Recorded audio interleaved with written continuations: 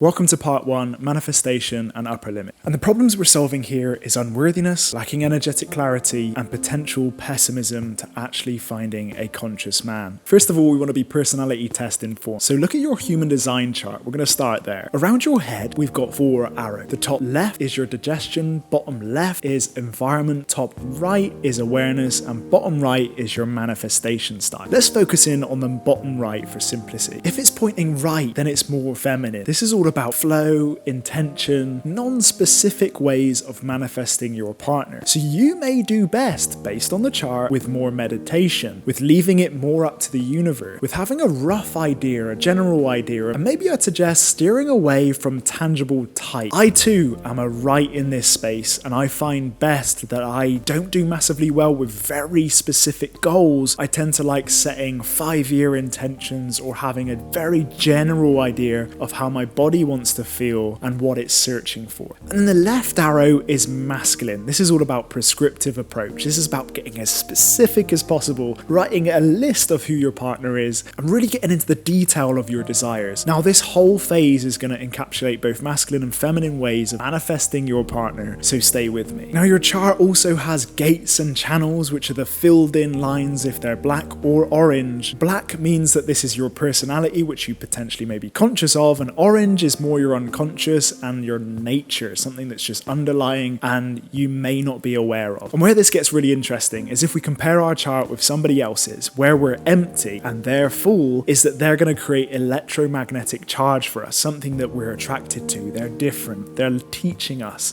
they're expanding our awareness and potentially filling the gap of where we're not. On the other hand, if we share something like a gate or a channel in somebody else's chart, is that we have friendship, we share similarities. This can be a beautiful way of genuinely connecting and sharing interest. Now, I'm going to stop there on human design. As far as the boundaries and the attachment styles go, ideally we find someone with balance, with a secure attachment, and ideally we find someone with a balance of boundary setting. And as far as the boundaries and the attachment styles go, we want to find secure and potentially balanced boundary people to date. However, this is not to seclude somebody who is polar opposite to you, because we can still expansively learn from one another. But how the law of polarity works, we tend to attract somebody who is like for like in the opposites of that realm. So ideally we come to balance from within, so we're not creating a vast difference. So how the law of polarity works is that we tend to attract somebody who is compensating for what we don't have. It's where we are famously attracted to wanting what we can have, but it falls us into a trap of where we find someone who is totally incompatible and doesn't share enough friendship. So we need to find someone who has enough polarity to create expansion and attraction, but at the same time soothe us in the similar interests. This is really going to test your compassion and empathy and really seeing yourself in the other person's shoes, and also inform you whether he is receptive to your needs and similarities too. We're going to explore this deeper in later phases, but I'd want to share with you my own story. So me in a Briggs-Myers test, for example, is an ENFP. Jazz is an ISFJ. So funnily enough, we share the F, that's the similarity. But in every other dynamic, in the introvert-extrovert dynamic, so I'm more extrovert, Jazz more introvert. I'm more intuitive, Jazz more sensing. Luckily, we both share the feeling, but Jazz is more judging, me more perceiving. We're from separate spheres, yet we still work. But it's down to you to set those limits, but it's down to you to see how far you can stretch and tolerate and start to set the limits to what is compatible for you, your non-negotiables. And I want you to idealize with your workshop material now, everything you believe you are and what you desire a man to expand you in. We're going to get to a meditation in a second, and we can tend to go into dating with the I want to find someone just like me bias. This actually is an underlying avoidance as to an unrealistic projection of perfection. So we really want to lean into learning from the other world, and it just isn't realistic. We are humans, we're very complex, and we're here to be codependent in a healthy way on one another. And just like the circadian rhythm suggests, we all operate in very specific roles within a tribe, and just how our human design and astrological system works and our personality test work, you can see a trend here that everybody operates in a role and has gifts and talents which sustain themselves and are perfect opportunities to work as a team to achieve success. So really open up to the possibilities of finding someone different to you, but not too much to devastate the friendship and similarities you may share. So what I found in my relationship with Jazz is that polarity creates expansion and attraction. It's that mirror perspective, great for learning and scrubbing up on our weaknesses and drawbacks, and a perfect opportunity to open up for teamwork. Too much polarity can create a mega imbalance like a seesaw, and if we're rigid and fixed in our mindset, this tends to create no room for fondness and repair when conflict arises and arguments which are inevitable in relationships to grow. So it's extremely important to get very clear on how much expansion and self-dependence you want, and also how much friendship and togetherness you share. Ideally, both need to exist to create a very balanced relationship. But I just wanted to say, some people are genuinely satisfied being on polar planets, but this is not for those that really start to resent not having enough similarities. Some people are very happily together on polar planets and make it work, while others start to gain resentment for not having enough similarities, shared experiences, or interests. So if you have desires to be a party person and go to the world-renowned festivals every single month, then a hyper-introvert may not work for you. It may get on your nerves and just blow up into contempt, and then of course intimacy issues. And vice versa, an introvert might want more nights in, and extrovert's energy feels abrasive to them. Ultimately, it's down to finding comfortable compromise while not compromising on your standards and your non-negotiable. It's about finding someone who is compatible with your lifestyle and desire you have for independence and togetherness. Get very clear on how much difference you can tolerate right now. Ideally, you're on the pursuit to find someone who really values joy, because loneliness does not survive there. Meaning your relationship is going to be on a mission to create as much togetherness as to not perpetuate loneliness. So now you can see the significance of finding a mismatch. So let's get really clear on your energy in order to find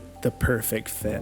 Now, how the law of attraction works is that we need to really cultivate an inner space of already having the very thing we desire. Now, I like to believe we're limitless beings co-creating with the universe, and it's why we have to be very intentional with our word as to what we ask and be open to receive. To do so, we need to be the energy, then do the work to have the thing. As you can see here, we need to be the energetic match to having those desires already. So we need to kind of future cast and imagine ourselves in that position of fame, success, a healthy, loving relationship. Who are we being? Well, it's extremely important to strive for that successful version of ourselves. We have to unconditionally accept ourselves for who we are today in order not to create more resistance. We need to get very familiar with how it feels, what it looks like, what could be happening in those scenarios to trigger our brain, our body, to be an indicator, a milestone to our brain and body as to whether we are making it, are in alignment, and are able to sit comfortably with such desire. Otherwise, sabotage can occur. Now, a very famous example to give you is Johnny Depp in Hollywood. While he has huge net worth and lots of cash in hand, he was spending it on his alcohol addiction. He also fell into narcissistic relationship with the likes of Amber Heard, and while he may show the persona of how he may be so successful, the reality is behind closed doors, his conditioning in childhood, his potential trauma, and his self-esteem and self-worth, maybe as a result of very toxic relationships, made him give away the wealth he accumulated and again settle for toxic cycles. Fundamentally, it's a worthiness issue that we're trying to escape the very body that's going through that human experience. We're finding ways to obsess, find addictions, stimulate ourselves, escape deep connection, or are unfamiliar with the very deep connections, so find very surface level transactional dating experiences. This also looks like lottery winners who land into millions overnight, yet haven't sustained the practices, the emotional intelligence and management, and that very slow and steady progressive evolution to achieving such wealth. They then flog all their money, gamble, and in worst case, take their own life. And the deep emotion here is self-directed guilt for having the thing that we have. I want you really to have the reminder that you are worthy of such abundance, and you are worthy of love, to be cherished, to be held in a safe, secure space. When you were born, you were limitless potential, void of all suffering. Only then did the stories come into your life to tell you what you can and can't have. So remind yourself you're a miracle,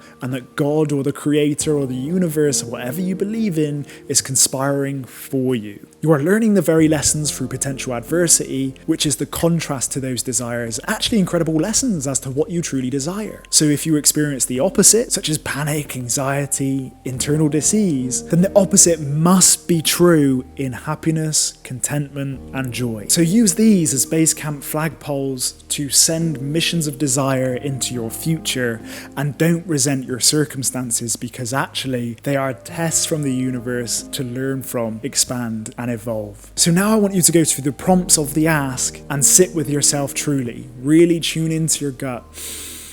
Take deep breaths and see how true your answers come out for you. Realize if this is your voice or somebody else's, and we're going to hopefully correct this throughout the masterclass. And we also don't want to look back at a past self that had a load of things and potential success and copy that today. We're forever evolving and expanding. This is what they call self-mimicry, and I'm very anti that belief. And I'm very anti that strategy. Many famous people do it to get numbers and validation and create content that worked and replicate, but reality is it truly you? And it's why I want to really get you checking back in on your mental state, emotional reactions to the questions, to see how true it is in your gut, your heart, your emotional states, and if you're feeling any blocks in your body. And I also want you to be very aware of where your imposter syndrome creeps in and shows up to say, you're not good enough, you shouldn't achieve this.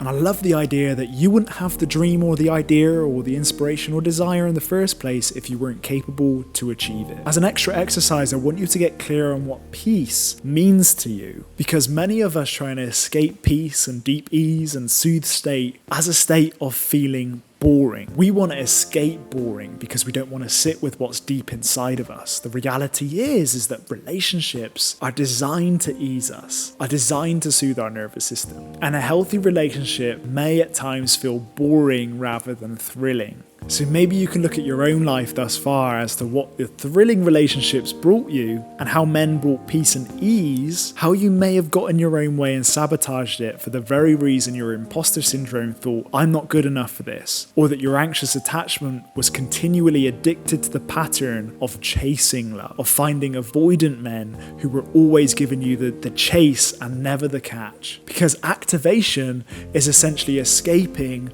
what's deep inside of us. So we've got to really sit with ourselves. And I know meditation isn't for everyone, but really get clear on just breathing deeply into the diaphragm and grounding your feet and taking 5 minutes a day to get comfortable in that very auric, very zen state.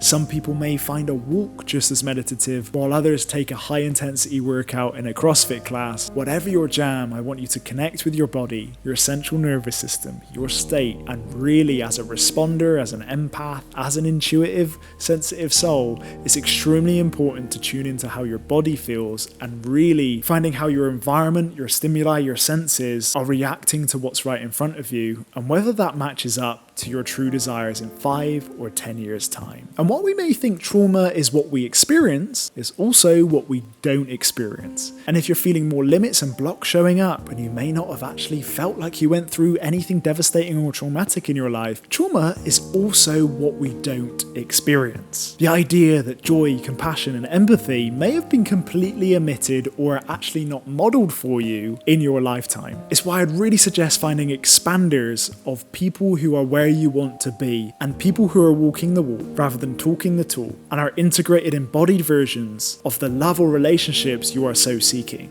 Find men in your life who do emit emotional maturity, who give you presence, who give you more peace and ease. And they're the expanders of what you may not have experienced in your lifetime. And there's also something called complex trauma, which shows up in very unsuspected ways. It's almost like the cause doesn't really match the effect. So for example, your limits and blocks around perfectionism would make sense if one of your teachers in primary school said your work wasn't good enough, and now in adulthood you would just try and perfect, be conscientious, and make sure everything is in line. That makes a rational cause and effect, which is quite an easy thing to link up. Whereas complex could mean that when you were rejected, giving a Valentine's card to a guy one day may make you indecisive later down the line. Maybe numb out your feelings in video games. Or to never feel that rejection again, it may live out with you in terms of high achieving or being very philanthropic in charity, for example, in a very obsessive way. This may show up as a form of complex trauma. So we did have a cause which affected many behaviors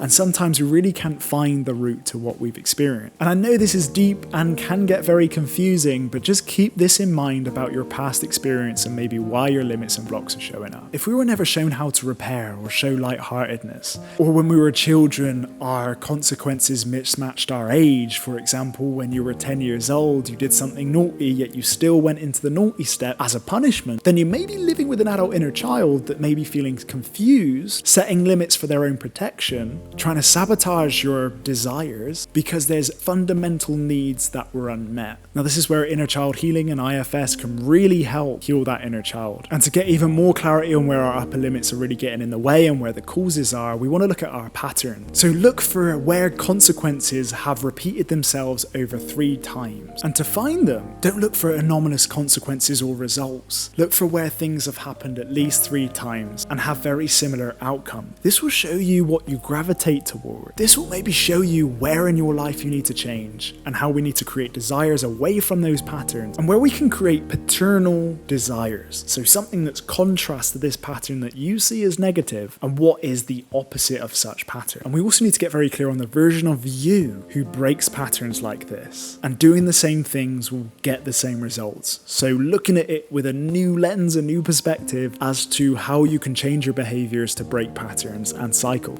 And on the topic of trauma, we also have primal and higher self ideals. The higher self is on the spiritual line, one which really is limitless, one which is more emotionally deep, one which sees philosophy of life, one which is emotional, physical, spiritual, and intellectual. We're going to get to that in a second. But our primal desire is really where our limbic brain starts to activate. It's our low-level hierarchy of needs. This is where we want safety, to feel fed, to feel sheltered, just to feel like we fit in, to feel lust, to feel very primal urges in fight, flight, freeze responses, whether we're hunter-gathering or feeling very unworthy of what we have. While this also can come from ancestral trauma, when we're in this primal headset, it's no wonder, because our brain and neurology is totally changed. Trauma has proven to pattern and deactivate the prefrontal cortex, which is the assessment center to our very experience and environment, and tends to create very irrational, impulsive behaviors and decision making. The limbic part of our brain, which is the amygdala and the hypothalamus, is almost like the smoke detector for threat. There's 5 seconds when it starts to trigger. That's why we call them triggers. And if our prefrontal cortex isn't jumping into action to say,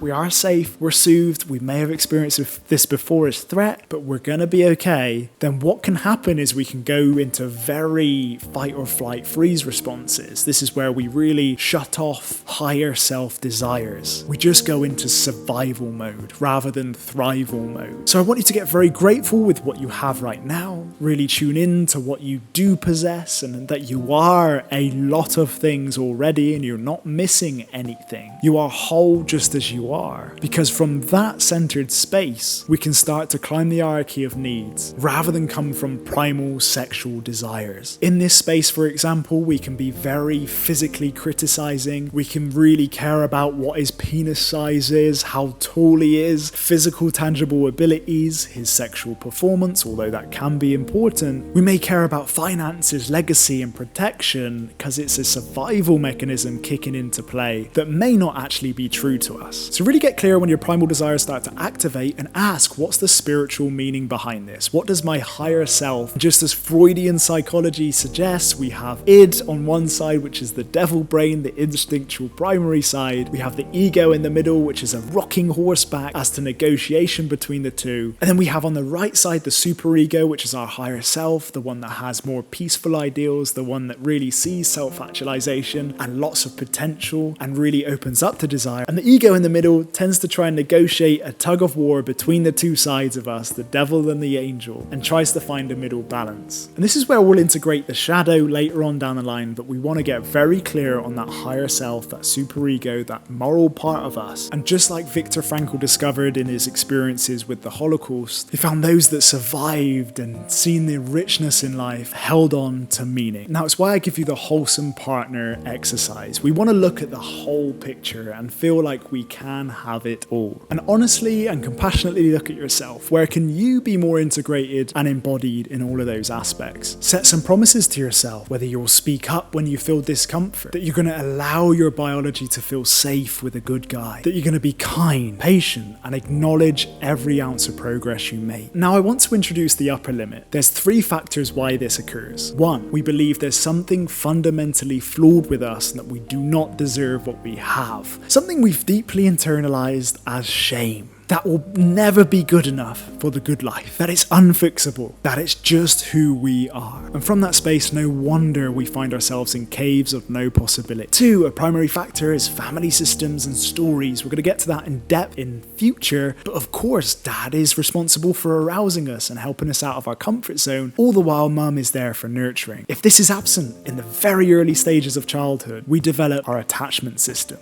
From 0 to 2, if mum was absent in our nurturing, then we may become self-sufficient at nurturing ourselves. If dad in the masculine was absent with his arousal, then we may find the comfort zone more often than not, lethargy, and of course may not be introduced to healthy masculinity. Mum and dad could have said something that's deeply embedded within ourselves as a worth issue, while also as a young sponge as a child, especially as an empath, we learn a lot from our surroundings, and we do not have the power to interrupt, affirm, be the mother to our inner child or father to our inner child, and see sense. And we may fear out-succeeding our parents because we always yearn for them to provide for us, and in the absence of doing so, we either become self-sufficient or we continue to yearn for something that we never once had. We may actually limit ourselves in order for that need to be provided because we've almost set a unconscious grudge for the world to give it to us for what we lost. And 3, we have the outshining our master. This is a very old power dynamic. We fear stealing attention from someone else who needs it more. Or just like the tall poppy syndrome suggests, your success makes you a larger target for scrutinization, bullying, ridicule, and humiliation, so you don't do what it takes to grow and you stay with the grassroots masses. Same goes for old school ancestral wounds which may be showing up with the rebellion and tyrannical reign, just like King Henry VIII. Anyone who was against his oppressive regime was beheaded and dealt with very harsh ultimatums, and that just is a threat to a limbic brain that wants to survive. So in order to overcome what may be irrational fears here and a protective human brain getting in the way,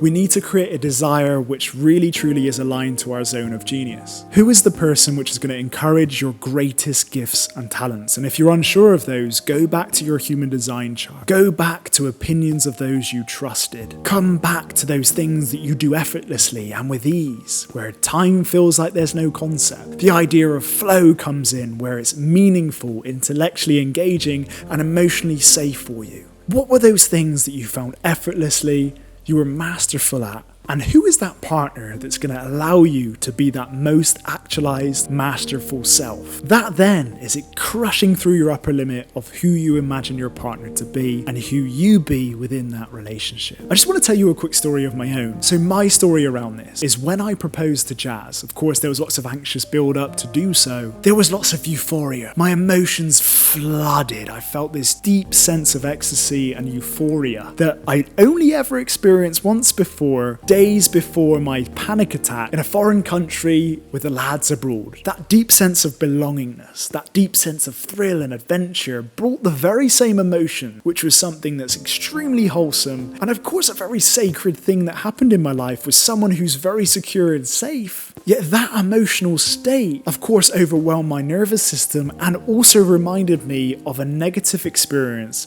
that was anticipating panic, depression, and a come down. Almost as bad as suicidal thoughts. Now, I didn't go that far with Jazz, however, I definitely did come under a period of a couple of days post-proposal. It felt like my adrenal systems were really trying to recover, and my nervous system was really deactivated. And this was my upper limit. The thoughts and feelings and emotions were were coming in, my past was taking the front seat. And it's why if you feel all these triggering emotions coming up, this is normal human behavior. So be kind to yourself, because I do truly believe this is a lifelong practice to feel very comfortable with feeling good. So we want to be kind to ourselves, to inch our way into that state, of which can really be accessed through simple things like meditation. So I want to take you through what will supplement the material in the workshop, a quick guided meditation as to feeling an energetic match with the partner in front of you. So I want you to gently close your eyes, ground your feet, and breathe deeply into the diaphragm 3 times. We're going to do some box breathing. So 6 seconds in through the inhale,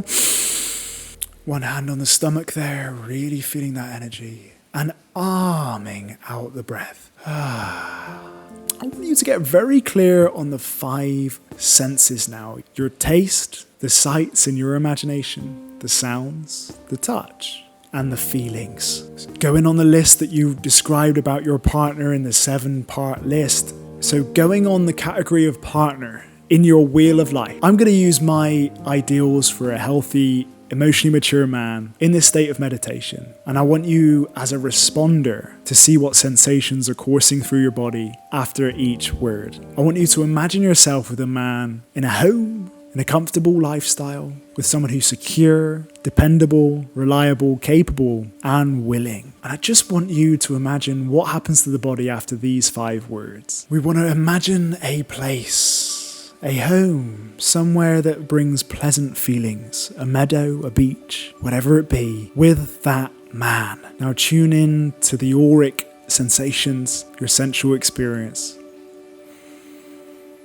and listen to these words. Empathic.